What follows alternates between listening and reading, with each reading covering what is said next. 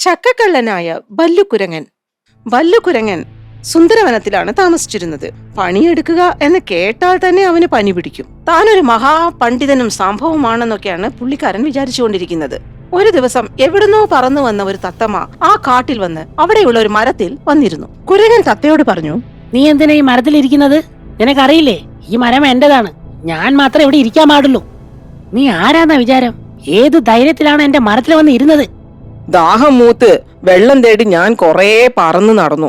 എവിടെയും വെള്ളം കിട്ടിയില്ല. പറന്നു നടന്നു അലഞ്ഞു തിരിഞ്ഞു ഞാൻ ശരിക്കും ക്ഷീണിതനായി. അടുത്ത ഈ മരം കണ്ടു വന്നിരുന്നു. അതിന് താൻ എന്തിനാണോ ഇത്ര ദേഷ്യം പിടിച്ച് സംസാരിക്കുന്നത്? തനിക്ക് വട്ടാണോടെ? നീ ഇവിടെ വന്ന് ഇരിക്കുന്നതിന് മുമ്പേ അന്വേഷിക്കണമായിരുന്നു ഇത് ആരുടെ മരമാണെന്ന്. ഞാൻ ആരാന്നറിയാ? ഈ ഏരിയയിലെ ദാതയാണ്. ക്ഷമിക്കണം കുരങ്ങച്ചാരെ, നിങ്ങൾ ശക്തിശാലിയൊക്കെ ആയിരിക്കാം. പക്ഷേ ഒരു ശക്തിശാലിയും ചെറിയ ചെറിയ കാര്യങ്ങൾക്കൊക്കെ സ്വയം പുകഴ്ത്തൽ നടത്താറില്ല. ഞാൻ കേട്ടിട്ടില്ല. താൻ എന്താ പറഞ്ഞു വരുന്നേ? എനിക്ക് ബുദ്ധിശക്തി ഇല്ലാന്നാണോ പറഞ്ഞു വരുന്നത്? നീ ഞാൻ സ്വയം പുകഴ്ത്തുവാണെന്നാണ് വിചാരിച്ചോണ്ടിരിക്കുന്നത്. നീ മറക്കണ്ട, എന്റെ മരമാണത്. എനിക്ക് അങ്ങനെ തന്നെയാണോ തോന്നിയത്? ഇത് കൊള്ളാം, എന്റെ മരത്തിൽ വന്നിരുന്ന് എന്നെ തന്നെ തെറി പറയുന്നു. എടാ, ഈ കാട്ടിൽ ജീവിക്കാനേ നീ കഷ്ടപ്പെടും. ഇയാളെന്താ ഈ കാട് പൈസ കൊടുത്ത് മേടിച്ചോ? ഞാനൊരു ക്ഷീണിതനായ ഒരു യാത്രക്കാരനാണ്. ഈ വഴി വന്നു, ഈ മരം കണ്ടിവിടെ ഇരുന്നു. താൻ എന്തിനാണോ വേണ്ടാതെ വഴക്കുണ്ടാക്കുന്നത്? എടേ, കാട്ടുമരത്തിൽ ആർക്ക് വേണമെങ്കിൽ വന്ന് ഇരിക്കാം. കാട്ടിലെ വിഭവങ്ങളെല്ലാം എല്ലാവർക്കും സ്വന്തമാണ്. അധികം വർത്തമാനം പറയാതെ എന്റെ മരം കാലിയാക്കാൻ നോക്ക്, അല്ലെങ്കിൽ നിന്റെ അന്ത്യകൂദാശ നടത്തുന്നേ. ബഹളം വയ്ക്കാതെ പൊങ്ങച്ചക്കാരെ കൊരങ്ങ, ഞാൻ ഇതേ പോയി. മഹാവഴക്കാളിയായ വല്ലുകുരങ്ങന്റെ വാക്കുകൾ കേട്ട് ക്രുദ്ധനായ തത്ത അവിടെ നിന്നും പോയി. പറന്നുകൊണ്ടിരിക്കുമ്പോൾ തത്ത ഇങ്ങനെ പറഞ്ഞുകൊണ്ടിരുന്നു, ഛേ, വൃത്തികെട്ട കുരങ്ങൻ. അവന്റെ വിചാരം അവൻ വലിയ ദാവൂദ് ഇബ്രാഹിം എന്നാ. തളർന്ന അവശനായ തത്ത അവന്റെ വീട്ടിലേക്ക് പോയി. അങ്ങനെ കുറെ ദിവസങ്ങൾ കഴിഞ്ഞു. ഒരു ദിവസം കാട്ടിലെ മൃഗങ്ങളൊക്കെ അവരവരുടെ കാര്യങ്ങളിൽ വ്യാപൃതരായിരുന്നു. അപ്പോൾ ഒരു ആനയുടെ ശ്രദ്ധ അവിടെ ഉണ്ടായിരുന്ന വളരെ വർഷങ്ങൾ പഴക്കമുള്ള ഒരു മരത്തിന്റെ മേലെയായിരുന്നു. ഇതെന്തൊരു അതിശയം! വർഷക്കണക്കായി ഒരു പച്ച ഇല പോലും കാണാതെ ഈ മരത്തിൽ ദാ നോക്കി, ഒരു വലിയ ചക്കപ്പഴം കിടക്കുന്നു. ആന ഈ കാര്യം എല്ലാ മൃഗങ്ങളോടും പറഞ്ഞു. ഇത് കേട്ട് അതിശയിച്ച മൃഗങ്ങളൊക്കെ ആ മരത്തിന്റെ ചോട്ടിൽ ചക്കപ്പഴം കാണാനെത്തി. എന്റെ വാതി, ഇതൊരു അതിശയം തന്നെ. അല്ലെങ്കിൽ ആലോചിച്ച് നോക്കിയേ, വർഷങ്ങളായിട്ട് ഒരു ഇല പോലും വരാത്ത ഈ പഴയ മരത്തിൽ പെട്ടെന്ന് താ എത്ര വലിയൊരു ചക്കപ്പഴം വന്നിരിക്കുന്നു. അതെ, നീ പറയുന്നത് ശരിയാണ്. അത് മാത്രമല്ല, ഇതിൽ ആശ്ചര്യപ്പെടാനുള്ള മറ്റൊരു കാര്യം എന്തെന്ന് വെച്ചാൽ, ആ മരത്തിൽ ഒരു വലിയ ചക്ക മാത്രമേ ഉള്ളൂ. എന്തോ ഒരു മർമ്മമുണ്ട്. അപ്പോൾ അവിടെ പറന്നെത്തിയ ആ തത്ത എല്ലാവരോടുമായി ഇങ്ങനെ പറഞ്ഞു, ഹലോ ഫ്രണ്ട്സ്, നിങ്ങളോട് എല്ലാവരോടും ഒരു കാര്യം പറയാനാണ് ഞാൻ ഇവിടെ എത്തിയത്. ഈ മരത്തിൽ കായ്ച്ചു നിൽക്കുന്ന ഈ ചക്കയുണ്ടല്ലോ, ഇതൊരു സാധാരണ ചക്കയല്ല കേട്ടാ. ഇതേ ഒരു മാന്ത്രിക ചക്കയാണ്. ആരൊരാൾ ഇത് കഴിക്കുന്നുവോ അയാൾ ഭയങ്കര ശക്തിമാനായി തീരും. അവന് പല അത്ഭുതങ്ങളും പ്രവർത്തിക്കാൻ പറ്റും. മാത്രമല്ല, ഈ കാട്ടിലെ സർവശ്രേഷ്ഠനായ മൃഗമായി മാറും അവൻ. എന്ത്? ഇതൊക്കെ നിനക്ക് എങ്ങനെ അറിയാം? ആരാ നിനക്കിത് പറഞ്ഞു തന്നത്? ചേട്ടാ, ഞാനൊരു പക്ഷിയല്ലേ. കാടുകൾ തോറും പറന്ന് സഞ്ചരിക്കുന്ന ഒരാളല്ലേ ഞാൻ. ഇത്ര കാഴ്ചകൾ ഞാൻ കാണും. ഇന്നലെ ഞാൻ ദൂരെയുള്ള ഒരു കാട്ടിൽ പറന്നെത്തിയിരുന്നു. അവിടെ വെച്ച് ഞാനൊരു മുനിവരനെ കണ്ടു. അദ്ദേഹമാണ് ഈ അത്ഭുത ചക്കയെക്കുറിച്ച് എനിക്ക് പറഞ്ഞു തന്നത്. പക്ഷേ എനിക്ക് അറിയില്ലായിരുന്നു ഈ ചക്കപ്പഴം നമ്മുടെ കാട്ടിലാണ് കായ്ച്ചിരിക്കുന്നതെന്ന്. ഇപ്പൊ ഞാൻ തീരുമാനിച്ചതാ, ഈ കാട്ടിലെ എല്ലാ മൃഗങ്ങളോടും ഈ കാര്യം പറയണമെന്ന്. നീ പറയുന്നത് പോലെ ശരിക്കും ഒരു മാന്ത്രിക ചക്കപ്പഴമാണെങ്കിൽ എന്നാ ഇത് ഞാൻ തന്നെ തിന്നുള്ളൂ. എനിക്ക് ഈ കാട്ടിലെ സർവശ്രേഷ്ഠനായ മൃഗമാകാൻ ഭയങ്കര ഇഷ്ടമാണ്. അങ്ങനെ പറഞ്ഞ എങ്ങനെയാ ആനച്ചാരെ? നീ അല്ലെങ്കിൽ തന്നെ സർവശ്രേഷ്ഠമായ ഒരു മൃഗമല്ലേ? ഒരു പ്രത്യേക സർവശ്രേഷ്ഠനാകാൻ എന്തിരിക്കുന്നു? സർവശ്രേഷ്ഠനാണെങ്കിൽ ഞങ്ങളെ പോലെ ചെറിയ മൃഗങ്ങൾക്ക് വേണം ആകാൻ. അതുകൊണ്ട് ഈ ചക്ക ഞാൻ തന്നെ കഴിക്കും. അപ്പോൾ അവിടെ ഉണ്ടായിരുന്ന ബല്ലുകുരങ്ങൻ സംഭാഷണങ്ങളൊക്കെ കേട്ട ശേഷം ഇങ്ങനെ പറഞ്ഞു, ഇതെന്ത് നിങ്ങളുടെ വീട്ടിലുണ്ടാക്കിയ വെള്ളയപ്പോ? ഞാൻ ഇവിടെ തന്നെയല്ലേ താമസിക്കുന്നത്. ഈ ചക്കപ്പഴത്തിന്റെ അവകാശം എനിക്കുണ്ട്. ആ പഴം ഞാനേ കഴിക്കുള്ളൂ. പിന്നെ ഞാനൊരു ശക്തിശാലിയും സർവശ്രേഷ്ഠനായ കുരങ്ങനായി മാറി ഈ കാടിനെ നല്ലോണം ഭരിക്കും. കൊള്ളാൻ കുരങ്ങച്ചാ, നീ തന്നെ തീരുമാനിച്ചാ മതിയോ? ഈ കാട് നിന്റെ അപ്പന്റെ ഒന്നും അല്ലല്ലോ. ചക്കപ്പഴത്തെ ചൊല്ലി സകല മൃഗങ്ങളും പരസ്പരം വഴക്കിടാൻ തുടങ്ങി. ആര് പറഞ്ഞാലും ആരും കേൾക്കാതായി കയ്യാങ്കളി എത്തി. ഇതൊക്കെ കണ്ട് തത്ത പറഞ്ഞു, തമ്മി തല്ലി വഴക്കും വക്കാണവും ഉണ്ടാക്കാതെ ഒരു തീരുമാനത്തിൽ എത്തിപ്പെട്ടെന്ന്. തല്ലിക്കൊണ്ടിരുന്നാലേ ഈ അത്ഭുത ചക്കപ്പഴം ആർക്കും കിട്ടില്ല. തൊത്തക്കുട്ടോ, നീ പറയുന്നത് തീർത്തും ശരിയാണ്. എന്താണ് ഇതിനൊരു സൊല്യൂഷൻ? എങ്ങനെയാണ് ഈ ചക്ക എനിക്ക് തിന്നാൻ പറ്റുക?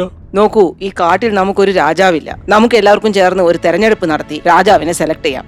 ആരാണോ ജയിക്കുന്നത് അയാൾക്ക് ഈ അത്ഭുത ചക്കപ്പഴവും തിന്നാം, ഈ കാട് ഭരിക്കുകയും ചെയ്യാം. ശരിയാണ്, ഈ ഐഡിയ കൊള്ളാം. അങ്ങനെയാകുമ്പോൾ ഈ കാട്ടിലെ രാജാവാകാൻ പോകുന്നവനാണ് ആ ശക്തിയും ലഭിക്കാൻ പോകുന്നത്. അതെ, നീ പറഞ്ഞത് ശരിയാണ്. എന്റെ അഭിപ്രായത്തിൽ ഇത് നാളെ തന്നെ നടത്തുന്നതാണ് ബുദ്ധി. ആരാണോ ജയിക്കുന്നത് അവൻ ആ പഴവും കിട്ടും, മാത്രമല്ല അവൻ നമ്മുടെ കാട്ടിലെ രാജാവും ആകും. ഈ തെരഞ്ഞെടുപ്പ് എങ്ങനെ നടക്കും? ആരാ ഇതെല്ലാം നോക്കി നടത്താൻ പോന്നെ? ഈ തെരഞ്ഞെടുപ്പിന്റെ കാര്യങ്ങളൊക്കെ ഞാൻ നോക്കിക്കോളാം. കാരണം എനിക്ക് ഈ രാജാവാകാൻ ഒരു താല്പര്യമില്ല. ഈ നീലാകാശം മുഴുവനും പറന്ന് നടന്ന് പച്ചക്കാടുകൾ മുഴുവൻ കുതിച്ച് പറന്ന് നടക്കുന്ന ഒരു കുഞ്ഞു പക്ഷിയാണ് ഞാൻ. എനിക്ക് ബന്ധനങ്ങൾ ഇഷ്ടമല്ല. ഈ കാടും ഇവിടുത്തെ മൃഗങ്ങളെ കുറിച്ച് നല്ലോണം അറിയുന്നത് കൊണ്ട് എന്റെ ആഗ്രഹം എന്താന്ന് വെച്ചാൽ സർവശക്തനും ബുദ്ധിമാനും ആയ ഒരു നല്ലൊരു മൃഗം ഈ കാട്ടിന്റെ രാജാവാകണമെന്നാണ്. അത് മാത്രല്ല, എന്നെ പോലെ ബുദ്ധിമാനുമായിരിക്കണം. കുറുക്ക, നിന്റെ ബുദ്ധി സാമർത്ഥ്യം എല്ലാം നാളെ ഇലക്ഷനിൽ കാണിച്ചാ മതി. തൊത്തക്കുട്ടാ, നമ്മുടെ ഇലക്ഷൻ എപ്പോഴാ വെക്കേണ്ട നാളെ? എന്റെ ആനച്ചേട്ടാ, ഈ തത്ത ആരാണ് നമ്മുടെ കാട്ടിലെ കാര്യങ്ങളെന്ന് തീരുമാനിക്കാൻ? നിങ്ങൾക്ക് എല്ലാവർക്കും വട്ടാണോ? നമ്മുടെ കാട്ടിലെ രാജാവ് ആരാൻ തീരുമാനിക്കുന്ന ഈ തത്തയാണോ? വെറുതെ നിങ്ങൾ ഇങ്ങനെ ആവശ്യമില്ലാത്ത സമയം കളയല്ലേ കേട്ടോ. എനിക്ക് ആ പഴം നിന്ന് എന്നെ തന്നെ രാജാവായി വാഴ്ത്തിക്കോ. ബല്ലു, നീ ഇവിടുന്ന് സ്ഥലം കാലിയാക്കാൻ നോക്ക്. വെറുതെ വഴക്കൊന്നും ഉണ്ടാക്കാൻ നോക്കണ്ട. നാളെ ഇവിടെ ഇലക്ഷൻ നടക്കും. ആ ഇലക്ഷൻ ജയിക്കുന്നവനാണ് നമ്മുടെ കാട്ടിലെ രാജാവാകാൻ പോകുന്നത്. മനസ്സിലായോ? പഴവും അവനേ കിട്ടുള്ളൂ. ബല്ലുകുരങ്ങൻ വളരെ ദുർബലനായിരുന്നു. തിരഞ്ഞെടുപ്പുകളിലൊന്നും മത്സരിക്കാൻ അവന് ഇഷ്ടവുമില്ലായിരുന്നു, ഭയമായിരുന്നു. ഒട്ടും അധ്വാനിക്കാതെ ചക്കപ്പഴം തിന്ന് അത്ഭുത സിദ്ധികൾ നേടി രാജാവാകാനുള്ള ആലോചനയിലാണ് ബല്ലുകുരങ്ങൻ. ഇങ്ങനെ തീവ്രമായി ആലോചിച്ചുകൊണ്ടിരുന്ന ബല്ലുകുരങ്ങന് ചക്ക മോഷ്ടിക്കാനുള്ള ഒരു പ്ലാൻ തോന്നി. ശരിയാണല്ലോ, ഈ ഐഡിയ എനിക്ക് എന്തുകൊണ്ട് മുമ്പേ തോന്നിയില്ല? ഭഗവാൻ എന്നെ ബുദ്ധിമാനായിട്ടല്ലേ പടച്ചത്.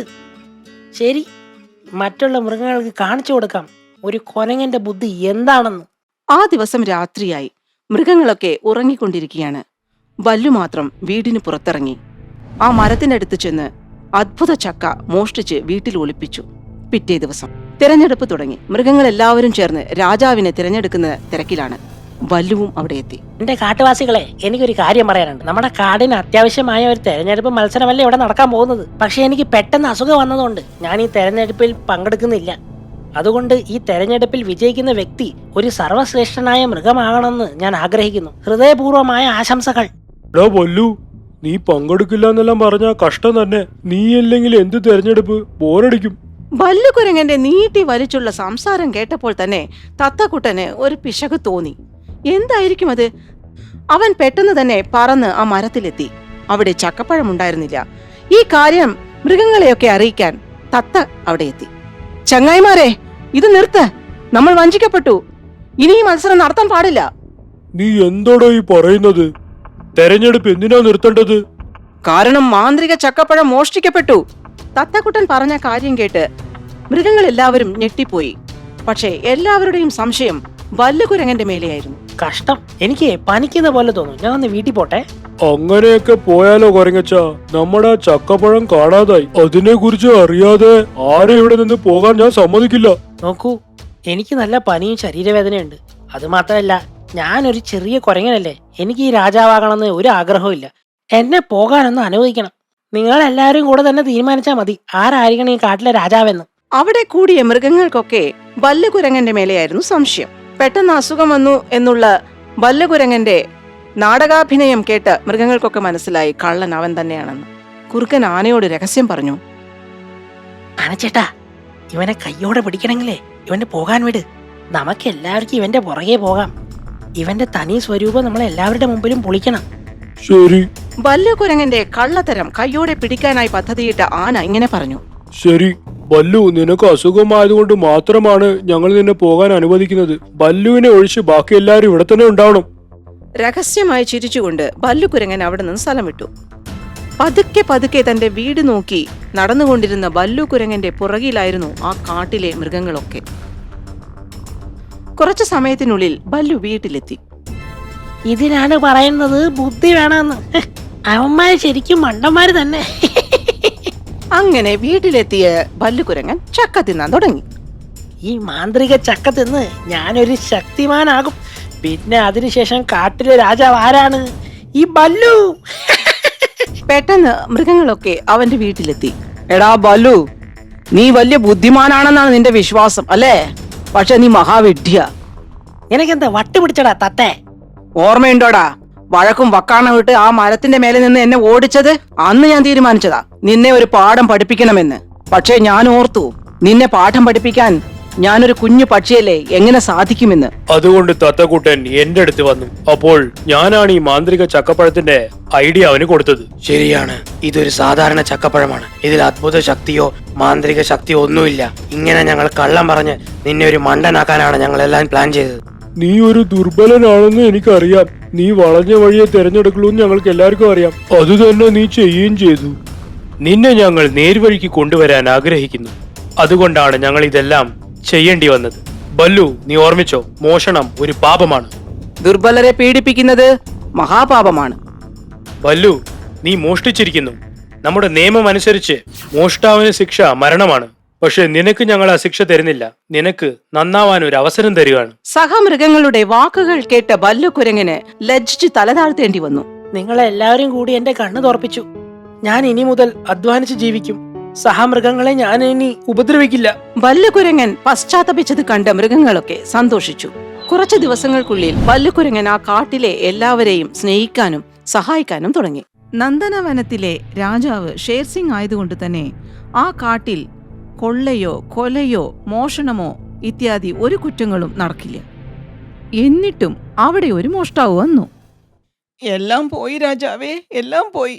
അങ്ങയുടെ രാജ്യത്ത് ഇതുവരെയ്ക്കും ഒരു മോഷണം നടന്നിട്ടില്ല. പക്ഷെ ഇന്ന് അതും നടന്നു. കളവോ? എന്റെ രാജ്യത്തിലോ? അതേ രാജാവേ, ഇന്ന് രാവിലെ മുതൽ എന്റെ വീട്ടിൽ നിന്നും ഒരു മൊബൈൽ കാണാതായി. വിഷമിക്കേണ്ട മാനെ, നിന്റെ മൊബൈൽ നിന്റെ അടുത്ത് തന്നെ എത്തിയിരിക്കും. തന്റെ കാട്ടുരാജ്യത്ത് ആദ്യമായി മോഷണം നടന്നു എന്ന് കേട്ട രാജാവിന് സങ്കടമായി. പിറ്റേ ദിവസം തന്നെ തന്റെ മന്ത്രിയായ ഭല്ലുകുരങ്ങനെ നദിക്കരയിലേക്ക് വിളിപ്പിച്ചു ആ രാജാവ്. രാജാവേ, എന്തിനാ ഈ അതിരാവിലെ എന്നെ വിളിച്ചു വരുത്തിയത്? കുഴപ്പമൊന്നുമില്ലല്ലോ അല്ലേ? പ്രശ്നങ്ങൾ മാത്രമേ ഉള്ളൂ ബല്ലു. ഇന്നലെ ആദ്യമായി നമ്മുടെ കാട്ടിൽ മോഷണം നടന്നിരിക്കുന്നു. മോഷണമാ? നിങ്ങളിരിക്കുമ്പോഴാ? അതെ, അതിനാണ് ഞാൻ നിന്നെ ഇവിടെ വിളിച്ചു വരുത്തിയത്. പറയണ രാജാവേ, ഞാൻ എന്താണ് ചെയ്യേണ്ടത്? ഈ കാട്ടിൽ തന്നെ നീയാണ് ഏറ്റവും ബുദ്ധിമാൻ. അതുകൊണ്ട് ആ കള്ളനെ പിടിക്കാനുള്ള പ്ലാൻ നീ ഉണ്ടാക്കണം. രാജാവ് വിഷമിക്കണ്ട, ആ കള്ളനെ ഞാൻ എത്രയും പെട്ടെന്ന് പിടിക്കും. മന്ത്രി കുരങ്ങൻ ഉടനെ തന്നെ തന്റെ രഹസ്യാന്വേഷകരെ അവിടെ നിയമിച്ചു. കുറച്ചു ദിവസങ്ങൾക്ക് ശേഷം ഭീമച്ചെന്നായ പന്നിയോട്, എടാ പന്നി, 50,000 രൂപയുടെ മൊബൈൽ ഞാൻ നിനക്ക് 5,000 രൂപയ്ക്ക് തരുത്ത്. ഇതാണ് എന്റെ ലാസ്റ്റ് പ്രൈസ്. എനിക്കെന്തോ ഇത് മോഷ്ടിച്ച ഫോണാന്നാ തോന്നുന്നത്. അതുകൊണ്ട് ഫ്രീ ആയിട്ട് തന്നാലും ഈ പന്നിക്ക് ഇത് വേണ്ട. ഇവരുടെ സംസാരം ഒരു മരത്തിന്റെ പിന്നിൽ ഒളിച്ചിരുന്ന മുയൽ കേട്ടുകൊണ്ടിരുന്നു. അത് ശരി, അപ്പൊ കള്ളൻ ചെന്നായാണല്ലേ? വേഗം ഞാൻ ബല്ലുക്കുരങ്ങനോട് ഈ കാര്യം പോയി പറയണല്ലോ. ഈ സംഭാഷണത്തെക്കുറിച്ച് മുയൽ തുള്ളിപ്പോയി കുരങ്ങനോട് പറഞ്ഞു. ഭല്ലുകുരങ്ങൻ അത് രാജാവിന്റെ സമക്ഷത്തിലെത്തിച്ചു. രാജാവേ, കള്ളനെ കണ്ടുപിടിച്ചു. അവൻ നമ്മുടെ ഒപ്പം തന്നെ ഉണ്ടെന്നേ. അവന്റെ ശിക്ഷ അങ്ങ് തന്നെ വിധിക്കണം. നമ്മുടെ കാട്ടിൽ മോഷ്ടിക്കുന്നവരുടെ കൈകൾ വെട്ടുകയാണ് പതിവ്. മാത്രമല്ല, കള്ളം പറയുന്നവർക്ക് വധശിക്ഷയാണ്. അതുകൊണ്ട് കള്ളൻ തന്നെ തീരുമാനിക്കട്ടെ, അവന്റെ കൈകൾ മുറിച്ചു കളയണോ അല്ലെങ്കിൽ വധശിക്ഷയാണോ വേണ്ടതെന്ന്. പറയൂ, ആരാണ് കള്ളൻ? മോഷണത്തിനുള്ള ശിക്ഷാവിധി കേട്ട് മൃഗങ്ങളെല്ലാം തരിച്ചു നിന്നു.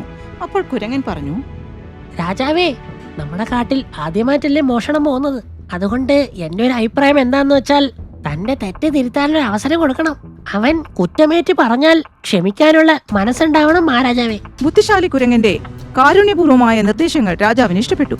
ശരി, ബല്ലു പറഞ്ഞതിലും കാര്യമുണ്ട്. കള്ളൻ കുറ്റമേറ്റ് പറയുകയാണെങ്കിൽ ഞാൻ അവനോട് ക്ഷമിച്ചിരിക്കും.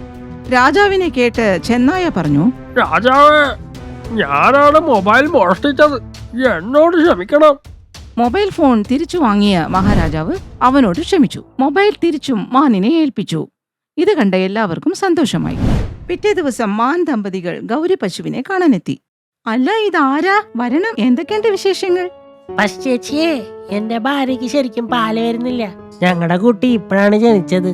അവന് പാല് കിട്ടിയില്ലെങ്കിൽ വിശന്ന് മരിച്ചു പോകും. അതുകൊണ്ട് ചേച്ചിയുടെ അടുത്ത് പാല് മേടിക്കാനാ വന്നത്. അതിനെന്താ, ഞാൻ തീർച്ചയായിട്ടും പാല് തരാം. കുഞ്ഞിന് വേണ്ടിട്ടല്ലേ, കാശൊന്നും തരണ്ട കേട്ടോ. ആ, ഒരു കാര്യം കൂടിയുണ്ട്. നാളെ മുതൽ പാല് ഞാൻ നിങ്ങളുടെ അവിടെ എത്തിക്കാം. കഷ്ടപ്പെട്ട് ഇത്രയും ഇടം വരേണ്ട ആവശ്യമില്ലല്ലോ. ഈ സംഭാഷണങ്ങളൊക്കെ കേട്ടുകൊണ്ട് ഒരു മരപ്പൂച്ച അവിടുത്തെ മരത്തിൽ ഇരിപ്പുണ്ടായിരുന്നു. ഞാൻ പാല് മേടിക്കാൻ പോകുമ്പോൾ അവൾ വേണ്ട എന്ന് പറയും. പക്ഷെ ഒരു മാനിന് കുട്ടിയുണ്ടെന്ന് പറഞ്ഞ് ഫ്രീ ആയിട്ട് പാല് കൊടുക്കുക അല്ലേ? പൂച്ച പാല് കട്ട് കുടിക്കാൻ തന്നെ തീരുമാനിച്ചു. പിറ്റേ ദിവസം സുമൻ ആടിന്റെ കയ്യിൽ പാൽ ബക്കറ്റ് കൊടുത്തുവിട്ട്, സുമൻ, ഈ പാല് മാനന്റെ വീട്ടിൽ കൊണ്ട് കൊടുത്തിട്ട് വരൂ. ആ സുമൻ, നാളെ മുതൽ ഞാൻ ബക്കറ്റ് നിറച്ച് പുറത്ത് വെച്ചിരിക്കാം, നീ വന്ന് എടുത്തോണ്ട് പോണം കേട്ടോ. ആട് പാൽ ബക്കറ്റ് എടുത്തുകൊണ്ട് പോകുന്നത് കണ്ട പൂച്ച, നാളെ രാവിലെ ഒരു തുള്ളി പാല് ഞാൻ വെച്ചേക്കില്ല, കണ്ടോ? പിറ്റേ ദിവസം സൂര്യൻ ഉദിക്കുന്നതിന് മുമ്പ് തന്നെ ആ ഇരുട്ടിൽ പാൽ നിറച്ച ബക്കറ്റ് ഗൗരി പശു പുറത്തു വെച്ചു. തക്കം പാർത്തിരിക്കുന്ന പൂച്ചയ്ക്ക് ഇത് നല്ല സമയമായി. ഉടനെ തന്നെ അവൻ പാൽ ബക്കറ്റ് കട്ടെടുത്ത് ഓടിക്കളഞ്ഞു. ബക്കറ്റിലെ പാല് ഒരിറ്റു വിടാതെ കുടിച്ചു തീർത്ത ശേഷം ബക്കറ്റ് ചെന്നായുടെ വീടിന് മുമ്പിൽ വെച്ചു. 3-4 ദിവസം പൂച്ച ഈ കള്ളത്തരം തുടർന്നു. ദുഃഖിതയായ ഗൗരി പശു രാജാവിനോട് പരാതി പറഞ്ഞു. രാജാവേ, എനിക്ക് തോന്നുന്നത് നമ്മുടെ കാടിന് കണ്ണേറ് കൊണ്ടിട്ടുണ്ടെന്നാണ്. പഴയ പോലെ നമ്മുടെ കാട്ടിൽ സമാധാനം ഇല്ല. എന്തു പറ്റി ഗൗരി പശു? ആരെങ്കിലും നിന്നെ ഉപദ്രവിക്കുന്നുണ്ടോ? അതെ രാജാവേ, ദിവസവും എന്റെ വീട്ടിൽ നിന്നും പാല് കളവ് പോകുന്നുണ്ട്. ചെന്നായുടെ വീട്ടുമുറ്റത്ത് ഗാലിപാത്രം കിട്ടി. രാജാവേ, ആലോചിക്കാനൊന്നുമില്ല, ചെന്നായാണ് കള്ളൻ. ആ, കഴിഞ്ഞ പ്രാവശ്യം മൊബൈൽ അവനല്ലേ കട്ടത്. ബല്ലു പറഞ്ഞുകൊണ്ടല്ലേ നമ്മൾ അവനെ വെറുതെ വിട്ടത്. ചെന്നായാണ് കള്ളനെന്ന് നിങ്ങൾക്ക് ഉറപ്പാണോ? ചെന്നായ് തന്നെയാണ് കള്ളൻ. ക്ഷമിക്കണം രാജാവേ, പക്ഷെ മോഷ്ടാവ് ചെന്നായി അല്ല എന്നാണ് എന്റെ അഭിപ്രായം. എന്തുകൊണ്ടാണ് അങ്ങനെ തോന്നിയത് ബല്ലു? എന്തുകൊണ്ടാണെന്നറിയോ? ചെന്നായി കള്ളനാണെങ്കിൽ ആ പാലിന്റെ ബക്കറ്റ് അവൻ വീട്ടിന്റെ മുമ്പിൽ വെക്കുകയില്ല. കള്ളനെ എങ്ങനെ പിടിക്കും രാജാവേ? മോഷ്ടാവിനെ പിടിക്കാനുള്ള തന്ത്രം നമ്മുടെ ബുദ്ധിമാനായ മന്ത്രി ബല്ലുകുരങ്ങൻ തന്നെ പറയട്ടെ. പറയൂ ബല്ലു, എങ്ങനെയാണ് നമ്മൾ കള്ളനെ പിടിക്കാൻ പോകുന്നത്? കള്ളനെ പിടിക്കാനായി ഒരു എളുപ്പമുള്ള മാർഗമുണ്ട് മഹാരാജാവേ. ഇന്ന് രാത്രി തന്നെ ഗൗരി ചേച്ചിയുടെ വീട്ടിന് ചുറ്റും നമ്മുടെ CID-കൾ ഒളിച്ചിരുന്ന് നിരീക്ഷിക്കും. പാല് കുടിക്കാൻ വരുന്ന കള്ളനെ നമുക്ക് കൈയോടെ പൊക്കാൻ പറ്റും. ശരി, ബല്ലു പറയുന്നത് പോലെ തന്നെ നമുക്ക് ചെയ്യാം.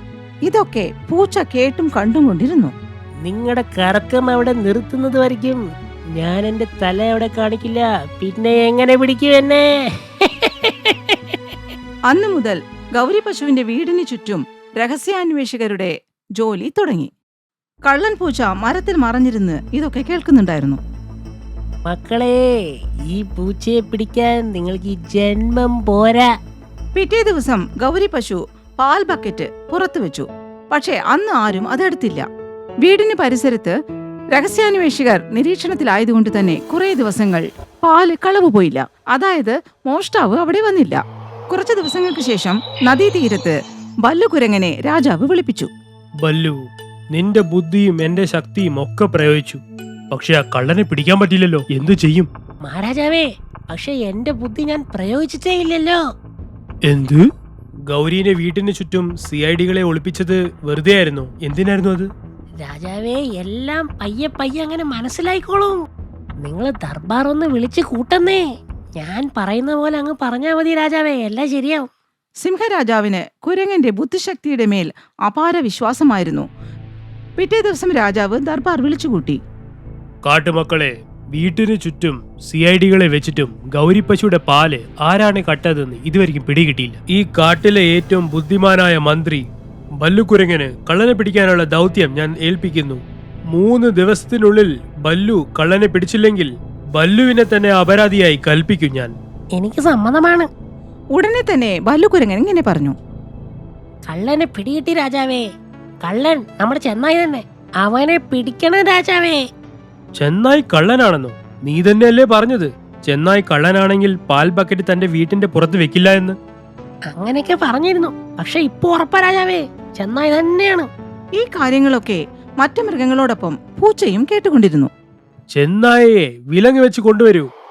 ചെന്നായയെ അറസ്റ്റ് ചെയ്ത് രാജാവിന്റെ മുമ്പിൽ കൊണ്ടുവന്ന് നിർത്തി. ഇത് അനീതിയാണ് രാജാവേ. ബല്ലുവിനെ കള്ളനെ പിടിക്കാൻ പറ്റാത്തത് കൊണ്ട് കാണുന്നവരെ കള്ളനാക്കി മാറ്റുകയാണ്. നമ്മുടെ കാട്ടിലെ ആദ്യത്തെ മോഷ്ടാവാണ് നീ. നീ ആ പാവ മാന്റെ മൊബൈൽ കട്ടത് സ്വയം സമ്മതിച്ചു തന്നെയല്ലേ? നീ തന്നെയാടാ കള്ളൻ. സിംഹരാജാവ് കുരങ്ങനോടൊപ്പം കുറച്ചുനേരം സംസാരിച്ച ശേഷം ചെന്നായ്ക്ക് ശിക്ഷ വിധിച്ചു. മുമ്പൊരിക്കൽ ചെന്നായ കളവിന് പിടിക്കപ്പെട്ടവനാണ്. ഇതവന്റെ 2ാമത്തെ കളവാണ്. അതുകൊണ്ട് ഞാൻ ഇവനെ ഈ കാട്ടിൽ നിന്നും പുറത്താക്കുന്നു. ശിക്ഷാ നടപടികളുടെ ഭാഗമായി ചെന്നായ കാട്ടിൽ നിന്നും പുറത്താക്കപ്പെട്ടു. പിറ്റേ ദിവസം ഗൗരി പശു പാൽ നിറച്ച ബക്കറ്റ് പുറത്തു വെച്ച് ഇങ്ങനെ പറഞ്ഞു: ഞങ്ങളുടെ മഹാരാജാവ് നീണാൾ വാഴട്ടെ. ഇനി എന്റെ പാൽപാത്രം ആരും കട്ടുകൊണ്ടുപോയില്ല. ഗൗരി പശുവിന്റെ സമാധാന വാക്കുകൾ കേട്ട് പൂച്ച വിചാരിച്ചു: ഗൗരി ചേച്ചി, പാൽ ഇന്ന് രാത്രി മോഷണം പോവും. കാരണം പാല് കട്ടവൻ ഞാനാണ്. പാവം. തക്കം നോക്കിയിരുന്ന പൂച്ച പതുക്കെ പതുക്കെ ബക്കറ്റിന്റെ അടുത്തേക്ക് ചെന്നു. ബക്കറ്റ് തൊടാനാഞ്ഞപ്പോൾ സിംഹവും കൂട്ടരും അവിടെ എത്തി. നിക്കടാ അവിടെ. ഒരു ചുവട് നീ മുന്നോട്ട് വെച്ചാൽ നിന്നെ ഞാൻ കീറിക്കൊല്ലും. കൈയും കളവുമായി പിടിപെട്ട പൂച്ച ഭയന്ന് പറഞ്ഞു: എന്നോട് ക്ഷമിക്കണ രാജാവേ, എനിക്കൊരു തെറ്റുപറ്റി. നീ എന്താടാ വിചാരിച്ചത്? നീ പിടിക്കപ്പെടില്ലെന്നാണോ? നിന്നെ പിടിക്കാൻ വേണ്ടി മാത്രമാണ് ഈ പ്ലാൻ ഞങ്ങൾ ഉണ്ടാക്കിയത്. കേൾക്കണോ? എന്നാൽ കേക്ക്. ഗൗരി ചേച്ചിയുടെ വീട്ടിന് ചുറ്റും സിഐഡികൾ ഇരിക്കുന്നുണ്ട്. കള്ളൻ വരില്ല എന്ന് ഞങ്ങൾക്ക് നല്ലോണം അറിയായിരുന്നു. ഇതെല്ലാം അറിഞ്ഞതുകൊണ്ടാണ് ഞാൻ അവരെ അവിടെ നിരീക്ഷിക്കാൻ പറഞ്ഞത്. കുറച്ചു ദിവസത്തിന് ശേഷം തന്നെ ഞങ്ങൾ കള്ളനെ പിടിച്ചു എന്നൊരു ഡ്രാമ കളിച്ചു. ചെന്നായ മുമ്പൊരിക്കൽ മോഷണക്കൂട്ടത്തിന് പിടിക്കപ്പെട്ടിരുന്നു. അതുകൊണ്ട് അവനെ കള്ളനാക്കാൻ ഞങ്ങൾക്ക് ബുദ്ധിമുട്ടേണ്ടി വന്നില്ല. ഈ പ്ലാൻ ഞാൻ ചെന്നായോടും പറഞ്ഞു. ഞങ്ങളുടെ കൂടെ ഒത്തുകളിക്കാൻ അവനും സമ്മതിച്ചു. പിന്നെ ഞാൻ അവനെ ശിക്ഷ കൊടുക്കുന്ന പോലെ ഡ്രാമ കളിച്ചു. നീ ആ കെണിയിലും കുടുങ്ങി. നിനക്ക് നന്ദി. നിനക്ക് കിട്ടേണ്ട ശിക്ഷ ചെന്നായിക്ക് കിട്ടിയെന്ന് പിന്നെ നിന്നെ ആരും സംശയിക്കില്ലല്ലോ. അതായിരുന്നു മോനെ നിനക്കുള്ള കെണി. നിന്നെ കയ്യോട് പിടിക്കാനാണ് ഞങ്ങൾ ഇത്രയും പ്ലാൻ ഇട്ട് ബുദ്ധിമുട്ടിയത്. അങ്ങനെ നീ പിടിക്കപ്പെട്ടു. ഗൗരി, ഇവനെ ഞങ്ങൾ കഠിനമായിട്ട് തന്നെ ശിക്ഷിക്കും. ഇവന് കൊടുക്കുന്ന ശിക്ഷ കാട്ടിൽ എല്ലാവർക്കും ഒരു പാഠമാകട്ടെ. പിറ്റേ ദിവസം മഹാരാജാവ് പൂച്ചയ്ക്ക് കഠിനമായ ശിക്ഷ വിധിച്ചു. ബുദ്ധിമാനായ കുരങ്ങന് സമ്മാനവും ലഭിച്ചു.